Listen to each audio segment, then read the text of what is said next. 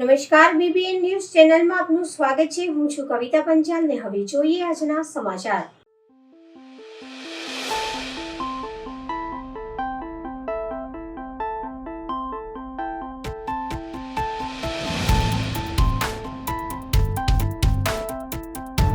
श्री लधाराम शाळा सिंधु विद्या मंडल ट्रस्ट बरोड़ा द्वारा आज कल से आज तक थीम पर वार्षिक फंक्शन और इनाम वितरण कार्यक्रम योजायो।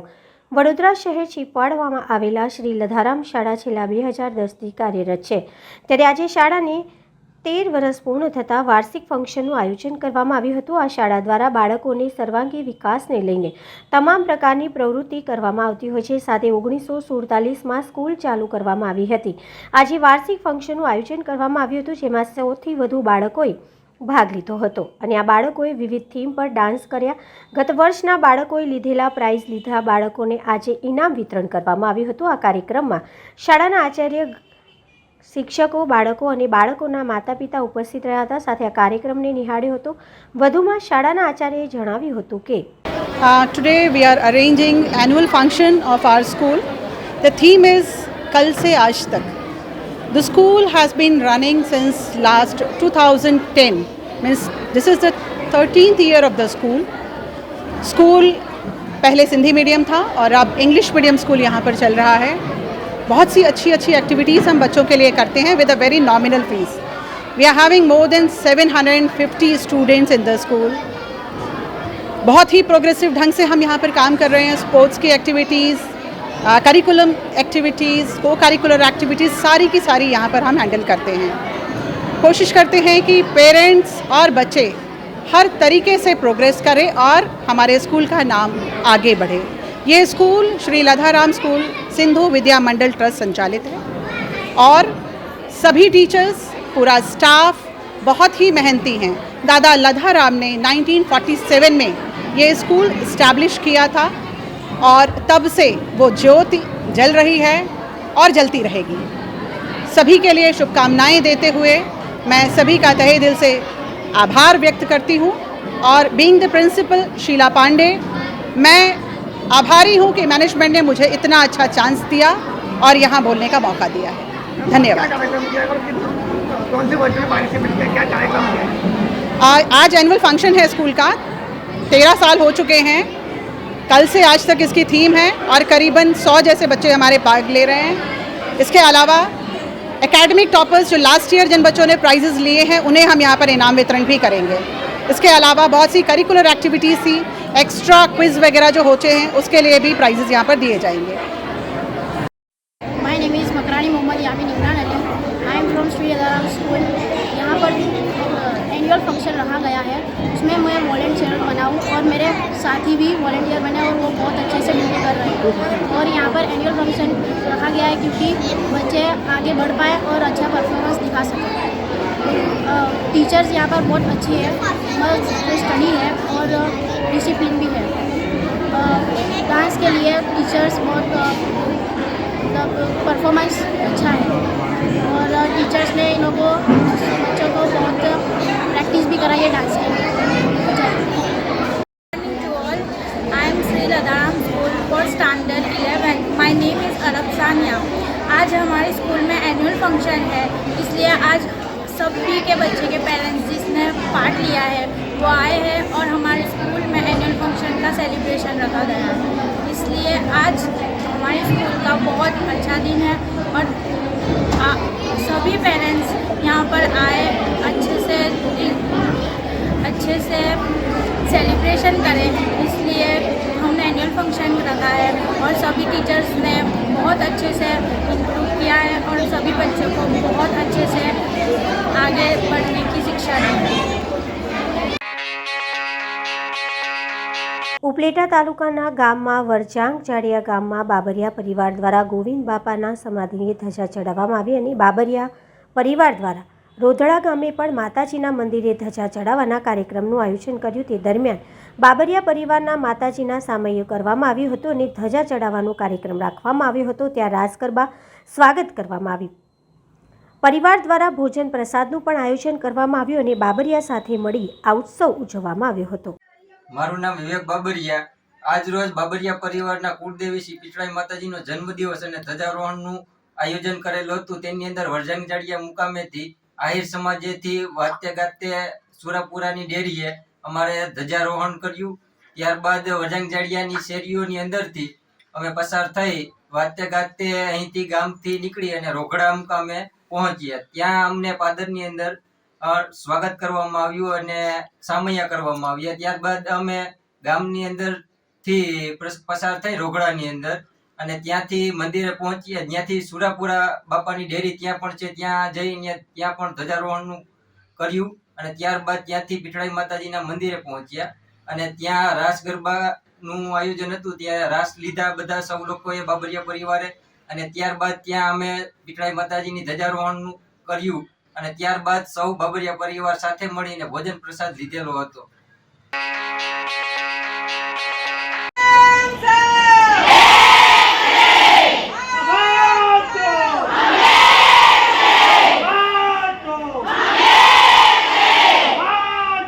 આશા વર્કરોએ ફરી એકવાર પડતર પ્રશ્નોને લઈને આંદોલન છેડ્યું.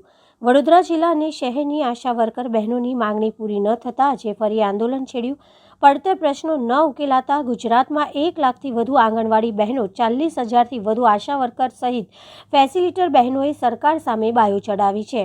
છેલ્લા ઘણા સમયથી આશા વર્કર બહેનો અને આશા ફેસિલિટર બહેનો દ્વારા રાજ્ય સરકારને વિવિધ માંગણીઓ કરવામાં આવી હતી, પરંતુ હજુ સુધી કેટલીક માંગણીઓ સ્વીકારાઈ નથી તેમજ તેનો ઉકેલ પણ ન આવતા ફરીથી આશા વર્કર બહેનો દ્વારા જિલ્લા કલેક્ટરને આવેદનપત્ર આપવામાં આવ્યું હતું. રાજ્ય સરકારમાં બહેનો દ્વારા છેલ્લા ઘણા સમયથી વિવિધ માંગણીઓને લઈને રજૂઆત કરવામાં આવેલી છે, પરંતુ હજુ સુધી કેટલાક પ્રશ્નોનું નિરાકરણ આવેલ નથી. મોબાઈલ ડેટા એન્ટ્રી સહિતની મુખ્ય કામોનો બોજ વધતો જાય છે. તે પ્રમાણે સરકાર દ્વારા બહેનોને વળતર ચૂકવવામાં આવતું નથી. ગુજરાત રાજ્યની 2022માં વિધાનસભાની ચૂંટણી પહેલાં સમાધાન કરેલું, પરંતુ તેનો પૂર્ણ અમલ થયો નથી. આશા વર્કર બહેનો 6 માસથી વધુ સમયથી ₹2500નો વધારો કે ઇન્સેન્ટિવ રકમોની ન ચૂકવાતા બહેનોમાં ભારે રોષ જોવા મળ્યો હતો. વિવિધ માંગણીઓ સાથે આજે દેખાવ કર્યો હતો. સાથે સરકાર સામે સૂત્રોચ્ચાર કરવામાં આવ્યા હતા. આંદોલનમાં 1000થી વધુ બહેનો જોડાઈ હતી. ફતેપુરાથી ભાંડવાડા વિસ્તારમાં રોડની વચ્ચે લગાવેલી એંગલોનો કલર બદલવા બાબતે વડોદરા મહાનગરપાલિકા દ્વારા ફતેપુરાથી ભાંડવાડા વિસ્તારમાં આવેલા મુખ્ય રોડની વચ્ચે ડિવાઈડરમાં એંગલો લગાવી છે. તે એંગલોમાં તિરંગાનો કલર લગાવવામાં આવ્યો છે. કેસરી, સફેદ, લીલો કલર લગાવેલ છે અને રાષ્ટ્રભાવના ઊભી થાય તેવો પ્રયાસ કરવામાં આવી રહ્યો છે, પરંતુ આ બંને રોડ પર આવતા જતા રાહદારીઓ દ્વારા પાન પડીકી પિચકારીઓ મારીને રાષ્ટ્રભાવના દુભાય તેવા દ્રશ્યો ઊભા થયા છે. વડોદરા મહાનગરપાલિકાના મુખ્યત્વે રોડની વચ્ચેના ડિવાઈડર પર સફેદ, કાળો અથવા ચીકણી કલર લગાવવામાં આવે ત્યારે કયા અધિકારી દ્વારા તિરંગાનો કલર લગાવવામાં આવ્યો છે તેની તપાસ કરવામાં આવે અને લાગણી દુભાવવાના પ્રયાસ કરનાર આવા અધિકારી સામે સખતમાં સખત પગલાં ભરવામાં આવે તેવી સામાજિક કાર્યકર અતુલ ગામેચીએ માંગ કરી હતી. વડોદરા શહેરના ફતેપુરાથી ભાંડવાડા જતા મુખ્ય રોડ પર વચ્ચે જે ડિવાઈડર આવે છે, ડિવાઈડરમાં વડોદરા મહાનગરપાલિકા દ્વારા લોખંડની એંગલો લગાવી છે, પરંતુ આ લોખંડની એંગલો પર વડોદરા મહાનગરપાલિકાના મૂર્ખાઓના સરદાર દ્વારા તિરંગાનો કલર લગાવવામાં આવે છે. કેસરી, સફેદ, લીલો સારી બાબત છે. દેશભાવના જાગવી બી જોઈએ, લોકોમાં રહેવી પણ જોઈએ, પરંતુ આ એવી જગ્યાએ કલર લગાવે છે કે લોકો આવતા જતા પાન પડીકીની પિચકારીઓ મારી રહ્યા છે. ક્યાંક ને ક્યાંક રાષ્ટ્રભાવના બધાની દુભાઈ રહી છે. અમને પણ ખોટું લાગી રહ્યું છે. ત્યારે મૂર્ખાઓના સરદાર દ્વારા જે કલર લગાવે છે, કલર નીકાળી નાખવામાં આવે. એકંદરે જોવા જઈએ તો સફેદ અને કાળો કલર જ લાગતો હોય છે, નહીં તો ચીકણી કલરની એંગલ હોય છે. પરંતુ આ મૂર્ખાઓના સરદાર કોને બેસાડ્યા છે ખબર નથી પડતી. આ મૂર્ખાઓના સરદારને વિનંતી છે કે આ કલર કાઢીને ચીકણીને તો સફેદ કાળો કલર કરે તેવી અમારી માંગ છે. રાવપુરા 4 રસ્તા પાસે આવેલા ખોડિયાર માતાજીની જન્મજયંતિ મહોત્સવની વડોદરામાં શ્રદ્ધાભેર રીતે ઉજવણી કરવામાં આવી. 100 વર્ષથી વધુ પૌરાણિક મંદિર વડોદરા શહેરના રાવપુરામાં આવેલ છે, જ્યાં વર્ષોના પરંપરા મુજબ ખોડિયાર માતાજીના જન્મજયંતિ મહોત્સવની ઉજવણી કરવામાં આવી રહી છે. ખોડિયાર માતાનું વાહન મગર છે. ખોડિયાર જયંતિ મહાસુદ આઠમ આજના દિવસે વડોદરા શહેર રાવપુરા 4 રસ્તા પાસે આવેલ ખોડિયાર મંદિરમાં શ્રદ્ધાળુઓની ભારે ભીડ જોવા મળી હતી. ત્યારે આજે ખોડિયાર માતાજીની જન્મજયંતિ મહોત્સવ નિમિત્તે મંદિરને ફૂલોથી વિશેષ શણગાર કરવામાં આવ્યો અને માતાજીનું અલૌકિક સ્વરૂપ જોવા મળ્યું હતું. સાથે બપોરે 12 કલાકે ખોડિયાર માતાજીના જન્મ ઉત્સવ નિમિત્તે કેક કાપીને ઉજવણી કરવામાં આવી હતી. સાથે જ રાત્રિના 8 કલાકે આનંદના ગરબાનું આયોજન કરવામાં આવ્યું છે. આનંદના ગરબાનો લાભ લેવા માટે સર્વ વડોદરા નાગરિકોને આમંત્રણ પાઠવવામાં આવ્યું છે. ખોડિયાર માતા કી જય. આ મંદિર ટાવર 4 રસ્તા ખોડિયાર માતાનું મંદિર આવેલું છે.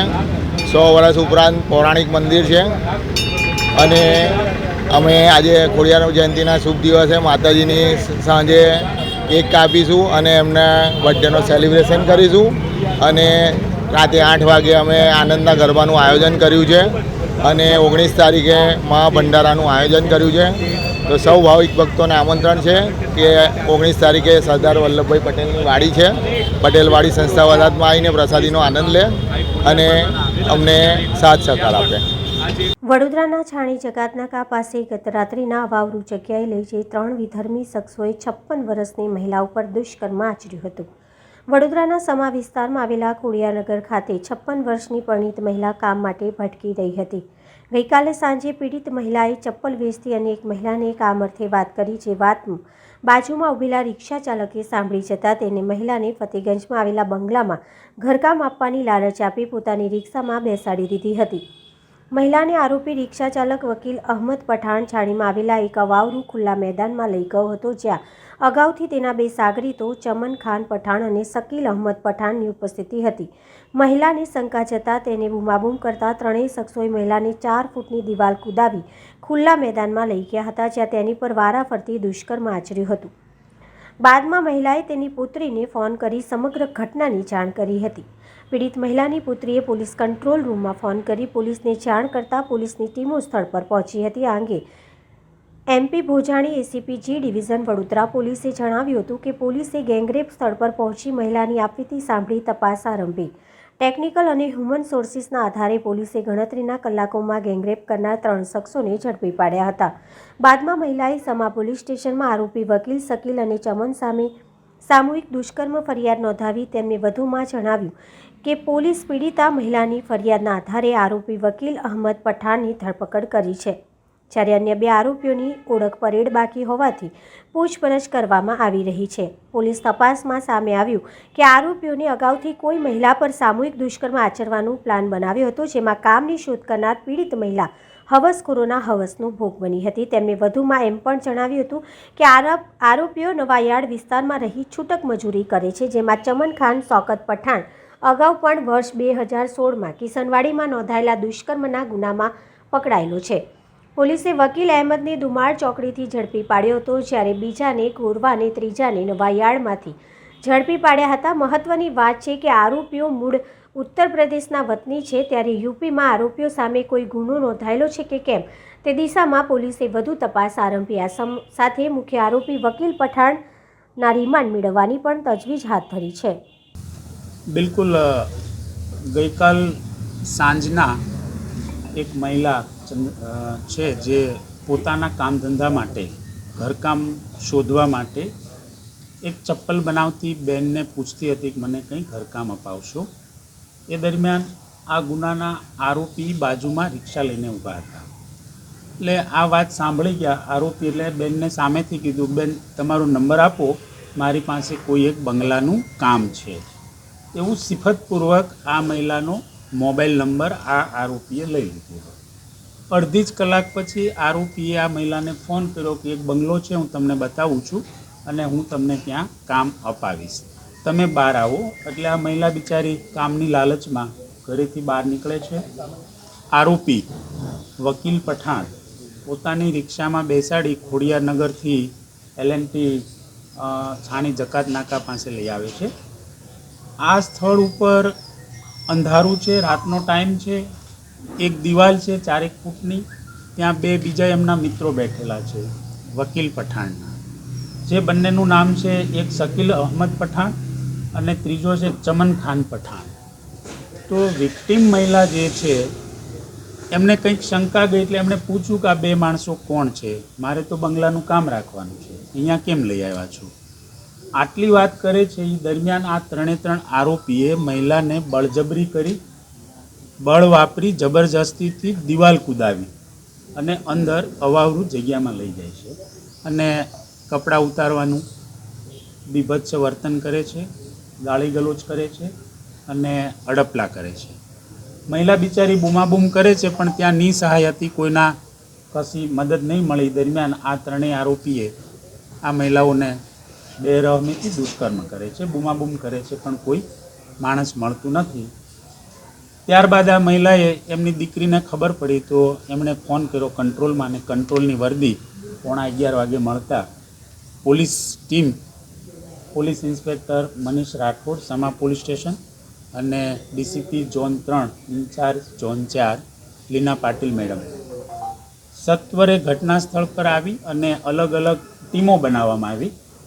એક ટીમ દ્વારા વિક્ટીમની ફરિયાદ લેવામાં આવે છે, બાકીની બીજી 3 ટીમો હતી. તે પૈકી એક ટીમને બનાવ સ્થળ અને બાકીના જે નાસી ગયેલા આરોપી છે એમના સર્વેલન્સથી અને ટેકનિકલની આસિસ્ટન્સથી શોધવાના સારી મદદ. લોકલ સર્વેલન્સની પણ પકડાવાનું રીઝન એક જ છે, ઇન્સ્ટન્ટ ટીમો બનીને ઇન્સ્ટન્ટ એમની મહેનત કરવાથી આરોપી મળી આવ્યા. અધરવાઇઝ યુપીના છે, ડુમાર ચોકડી નજીક જ છે. ટ્રેનમાં પેલું બસમાં ખટારામ બેસી જાય તો પકડવા મુશ્કેલ હતા પણ ઝડપી પકડાઈ ગયા. એ પાટીલ મેડમની એક સૂચના અને સારી માર્ગદર્શન છે.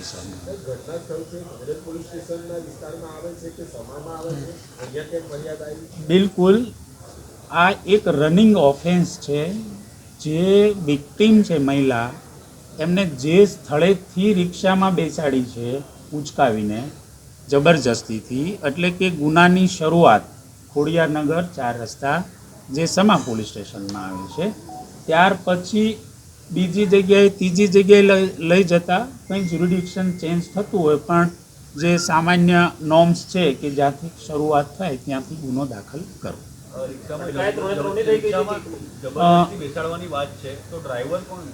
પોતે આરોપી પોતે જ ડ્રાઈવર છે. અટકાયત એક આરોપીને છે, બાકીના 2 જે છે એને હસ્તગત કર્યા છે. એમનું ઇન્ટ્રોગેશન ચાલુ છે. કંઈ પુરાવા મળશે તો ચોક્કસ એમની પણ ત્રણેય આ સિસ્ટેમેટિક ગેંગ રેપ જ છે, સામૂહિક બળાત્કાર છે. ત્રણેય આ વિક્ટીમ ઉપર દુષ્કર્મ કરેલું છે. આરોપીઓની ઉંમર અંદાજિત છે 40, 42, 45 અંદાજિત. આરોપીઓને રાતોરાત ગણતરીની કલાકોમાં હસ્તગત કરવામાં આવેલા છે.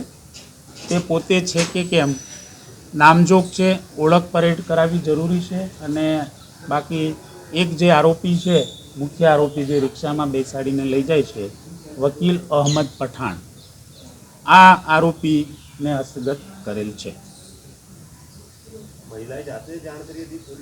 મહિલાની દીકરી છે, એમને કોઈ સોર્સથી જાણ થઈ હશે એટલે એમણે પોલીસ કંટ્રોલ રૂમને પોતાની મધર ઉપર આવું કૃત્ય થાય છે તેની જાણ કરવામાં આવી છે. રાત્રે અંદાજિત 8 થી 9ના સમયગાળાનો આ બનાવ છે. બિલકુલ આ 3 આરોપી છે એમાં એક ચમન ખાન પઠાણ કરીને છે, એમનો વર્ષ 2016માં પણ એક દુષ્કર્મનો ગુનો કિશનવાડી પોલીસ સ્ટેશનમાં દાખલ થયેલો છે. બાકીના જે આરોપી છે એનું સાદા કોઈ એક્સિડન્ટના એવા 1-2 ગુનાઓ દાખલ થયેલા છે. પણ એક ચમન પઠાણ છે એ હેબ્યુચ્યુઅલ કહી શકાય. એક 2016માં 376 દાખલ થયેલી છે, જે 2024માં બીજી દાખલ થાય છે. આરોપીઓનું મુખ્ય કામ મજૂરીનું છે, નવાયાર્ડ મજૂરી કામ, રિક્ષા ચલાવવી, આ પ્રકારનું એ લોકોનું કામ છે. બિલકુલ કન્ફેશનલ છે. અને અમારું જે ટેકનિકલ ઇન્વેસ્ટિગેશન ચાલે છે લોકેશન મેળવવા, આ લોકોની હાજરી, એમના મોબાઈલ ફોન, આ આધારે ચોક્કસપણે કન્ફર્મ છે. ચાલુ છે હાલ હોસ્પિટલમાં આ 3 આરોપી અને વિક્ટીમ તમામનું મેડિકલ ચાલુ છે. બિલકુલ નહીં, એકબીજાથી અનનોન છે પણ વિસ્તાર રહેવાનું નવાયાર્ડ છે એટલે કદાચ ક્યાંય ને ક્યાંય પરિચયમાં હોઈ શકે. પણ ઇન્વેસ્ટિગેશનમાં આવું કોઈ તત્વ ખુલતું નથી કે એકબીજાના પરિચયમાં હોય. દુષ્કર્મ છે એક્ઝેક્ટલી આપને હું જણાવીશ તો બનાવનું સ્થળ છે L&T એનર્જી સેન્ટરની પાછળના ભાગે ખુલ્લા મેદાનમાં છાણી જકાત નાકા L&T એનર્જી સેન્ટરની પાછળના ભાગે આરોપીઓ પકડાય કે અલગ અલગ સ્થળોએથી એમના અમારી જે ટેકનિકલ આસિસ્ટન્સ છે ભારતીય યુવા કોંગ્રેસના રાષ્ટ્રીય સચિવ અને રિસર્ચ વિભાગના રાષ્ટ્રીય ચેરમેન વિકાસ યાદવજી, રાષ્ટ્રીય સચિવ Tabrez Ansari, Gujarat youth Congress research department chairman Pankaj Hingraj, Vadodara શહેર યુથ કોંગ્રેસના પ્રમુખ પવન ગુપ્તા, અન્ય રાષ્ટ્રીય નેતાઓ દિલ્હીથી વડોદરા સર્કિટ હાઉસ ખાતે આગામી લોકસભાને લગતી પ્રેસ કોન્ફરન્સ માટે આવ્યા હતા, જેમાં મુખ્ય મુદ્દા દરેક લોકસભામાં ત્યાંના સ્થાનિક મુદ્દાઓને શોધવા, લોકસભાના ઇલેક્શનમાં યુથ કોંગ્રેસનો મુખ્ય રોલ, યુવા બેરોજગારી ઘટાડવા, सरकारની अग्निवीर योजनाને रद्द કરવા બાબતે પત્રકાર પરિષદ યોજાઈ હતી। स्वागत है और आप सबका धन्यवाद कि आप लोग इतने संख्या में यहाँ पधारे हैं। उपस्थित national organisational secretary research department Tabrez ji, national state chairman Pankaj Hindraj ji, vice chairman Ashish Kotadia ji, district youth Congress president आप पवन जी, भारतीय युवा कांग्रेस ने जो ये यूथ पॉलिसी और रिसर्च डिपार्टमेंट स्थापित किया है उसका मुख्य उद्देश्य शुरू से एक स्पष्ट राहुल जी की जो सोच है उसके तहत ही किया गया है। उसकी स्पष्ट सोच ये थी कि पार्टी की जो विचारधारा है, पार्टी का जो सोच है, उस सोच से पार्टी के जो कार्यकर्ता है उनको धीरे धीरे धीरे धीरे और अच्छे से ट्रेन करना और साथ के साथ में पार्टी के जो अलग अलग मुद्दे हैं उनको आइडेंटिफाई करना और उन मुद्दों को आइडेंटिफाई करने के बाद उन मुद्दों को पे काम करना। हर लोकसभा चुनाव जो आ रहे हैं, अब इन लोकसभा चुनाव में यूथ पॉलिसी का डिपार्टमेंट का जो मेन मुख्य उद्देश्य रहेगा वो यही रहेगा कि विभिन्न लोकसभाओं पे ज़्यादा से ज़्यादा डाटा एकत्रित करना, अलग अलग मुद्दों को चिन्हित करना और उनको जो है, जो हमारे लोकसभा के उम्मीदवार जो यहाँ पर चुनाव लड़ेंगे उनको मदद करना। साथ के साथ में विचारधारा के तौर पर, विचारधारा जो गांधी जी की विचारधारा है, नेहरू की विचारधारा है, कांग्रेस की सर्जन हिताय सर्जन सुखाय की जो विचारधारा है, उस विचारधारा को ज़्यादा से ज़्यादा लोगों तक लेके जाना, यही रिसर्च डिपार्टमेंट का यहाँ पर मुख्य काम रहेगा। आज देश में राहुल जी भारत जोड़ो न्याय यात्रा जो है उसको लेकर चल रहे हैं। उस जो न्याय यात्रा है उसमें राहुल जी ने 5 तरह के न्याय की बात की है। वो जो न्याय है उन्हीं न्याय पे जो रिसर्च डिपार्टमेंट है उसका भी ज़्यादा करके फोकस रहेगा। उन न्याय में जो है युवाओं के लिए न्याय, किसान के लिए न्याय, नारी के लिए न्याय, श्रमिक के लिए न्याय और भागीदारी जो है उसको सुनिश्चित करना, सामाजिक न्याय की जो बात है उसको ज़्यादा से ज़्यादा लोगों तक लेके चलना।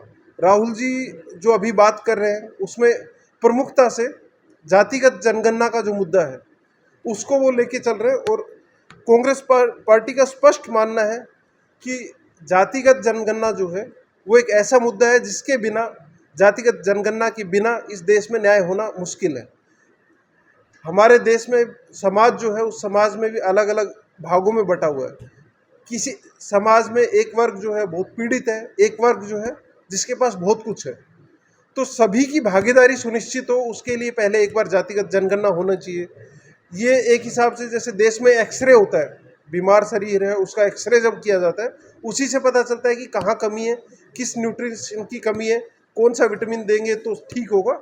वही जो चीज़ है वो आप समाज में जातिगत जनगणना को लेके आप एक बार सोच के देखें तो लगभग वैसा ही है। कुछ स्टेट्स में जातिगत जनगणना की अभी शुरुआत हुई भी, जैसे बिहार में जब कांग्रेस सरकार में थी तो हमने जातिगत जनगणना वहाँ करवाई भी। उससे पता भी चला कि कौन तबका है, कि किस तबके की कितनी जनसंख्या है और उस तबके की कितनी भागीदारी भी है। ये सुनिश्चित होने के बाद अब उसके लिए हम काम कर सकते हैं कि किस तबके को और ज़्यादा रिप्रेजेंट करने की ज़रूरत है, किस तबके को और मौके दिए जाने की ज़रूरत है। उसके साथ साथ जातिगत जनगणना का मुद्दा जो है गुजरात से लेके पूरे देश में हम लोग लेके जाएंगे। साथ में जो अभी ज्वलंत मुद्दे हैं उसमें एक अग्निवीर का जो मुद्दा है वो बड़ा प्रमुखता से हम लोग लेके चलेंगे। अग्निवीर का मुद्दा ये है कि हमारे जो ग्रामीण परिवेश है वहाँ से हमारे साथी फौज में जाते थे, वो देश सेवा भी करते थे और देश सेवा के साथ साथ एक मौका होता था ग्रामीण परिवेश के जो बच्चे हैं उन जिनको पूरा एजुकेशन कंप्लीट नहीं हो पाता था, हायर एजुकेशन, उसके बावजूद उनके पास एक मौका होता था कि लोअर मिडिल क्लास से मिडिल क्लास तक का सफ़र वो इस नौकरी के माध्यम से भी कर पाते थे। उनकी अगली जो पीढ़ी है वो देश में अपने बच्चों को मिडिल क्लास की तरफ लेके जा सकती थी। लेकिन मोदी सरकार ने जो ये अग्निवीर का मुद्दा लेके आई है उससे क्या हुआ कि 4 साल सिर्फ 4 साल के लिए ये नौकरी इनने सीमित कर दी है।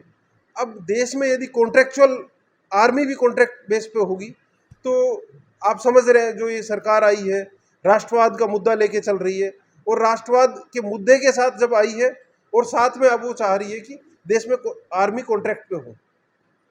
आप इसमें कॉन्ट्राडिक्शन देखने की कोशिश कीजिए कि कॉन्ट्राडिक्शन कितना बड़ा है।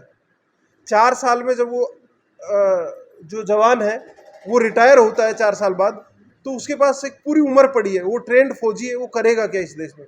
वो परेशान भी होगा, उसके पास कोई आगे विकल्प नहीं मौजूद होगा। तो ऐसी स्थिति इस देश में पैदा मोदी सरकार ने कर दी है। अभी जो बड़ा मुद्दा आया इलेक्ट्रोल बॉन्ड का, राहुल जी ने उस दौरान सबसे पहले ट्वीट करके बहुत पहले कह दिया था, सुप्रीम कोर्ट ने आज उस चीज़ पे मोहर लगाई। राहुल जी ने बोला था उस दौरान कि आजकल रिश्वत लेना और जो दूसरे गैर कानूनी तरीके से पैसे की उगाही करने को ही इलेक्ट्रोल बॉन्ड बोला जा रहा है। ये राहुल जी ने बहुत पहले कह दिया था। आज बीते 2 दिन पहले सुप्रीम कोर्ट ने उस चीज़ पे मोहर भी लगा दी। अभी जब वो डाटा सामने आएगा कि किन लोगों ने कितना चंदा किसको दिया, किस इंडस्ट्रियलिस्ट ने कितना चंदा पार्टी को दिया, बीजेपी को दिया, और उस चंदे के बाद उन लोगों को, उन कॉरपोरेट घरानों को बीजेपी की तरफ से क्या रियायतें मिली, क्या बीजेपी की तरफ से उनको सुविधाएं दी गई, तो पता चलेगा कि ये देश का एक बहुत बड़ा स्कैम जिसको बोलेंगे, ये इतना बड़ा स्कैम है जिसकी अभी जब वो डाटा सामने आएगा तब वो चीज़ें निकल के आएंगी कि let me complete then you can ask questions. तो ये जो मुद्दा है इलेक्ट्रोल बॉन्ड का, ये भी एक बार हम लोग इसको, युवाओं को लेके जो मुद्दे हैं वो हमारा प्रमुखता से रहेंगे। युवाओं के मुद्दों में एक जो अलग अलग युवाओं की स्कॉलरशिप है वो जो बंद कर दी गई है, काफ़ी स्कॉलरशिप जो SC ST के बच्चों के लिए आ रही थी वो या तो बंद कर दी गई है या उसके प्रोसेस को धीरे कर दिया गया है। अभी स्कॉलरशिप लेने में यूनिवर्सिटी में जो बच्चे हैं उनको बड़ी तकलीफ हो रही है। तो स्कॉलरशिप का एक मुद्दा रहेगा हमारे सामने, उसको हम आगे लेके चलेंगे। स्कॉलरशिप के मुद्दे के बाद में उनके एम्प्लॉयमेंट की बात है, एम्प्लॉयमेंट पे भी हम लोग जो है वो आगे धीरे धीरे उस मुद्दे को लेके चलेंगे। जो संगठित रोजगार है उसमें अभी जो सरकार की तरफ से जो वैकेंसीज आती थी उसमें हर वैकेंसी में आप 2004 से 14 का आंकड़ा और 2004 से 14 का जो आंकड़ा है और 14 से अभी तक का जो आंकड़ा है, यदि इन 2 पीरियड्स को हम कंपेयर करेंगे तो हमको स्पष्ट समझ में आएगा कि ये जो मोदी सरकार है इसने एम्प्लॉयमेंट जो है उसको पूरी तरह से कम करने की काम किया है। तो यही सब मुद्दे हैं जिनको लेके रिसर्च डिपार्टमेंट पूरे देश में और गुजरात में काम करेगा। अभी आपके जो भी प्रश्न आप पूछ सकते हैं या एक बार तबरेज जी बोलेंगे। गुजरात में हम बड़ौदा से ही शुरुआत कर रहे हैं। क्या लगता है क्या चेंजेस की ज़रूरत है गुजरात में, बड़ौदा में चेंजेस? उसके लिए हम डेटा कलेक्ट करोगे, क्या क्या चेंज आप ऊपर क्या बताओगे बड़ौदा के लिए? अभी हम जस्ट आए हैं, आपके साथ प्रेस कॉन्फ्रेंस की है कि ये रिसर्च डिपार्टमेंट किसके लिए है, कैसे काम कर रहा है। अभी हम हमारे रिसर्च डिपार्टमेंट के साथ मीटिंग करेंगे, मुद्दों को आइडेंटिफाई करेंगे।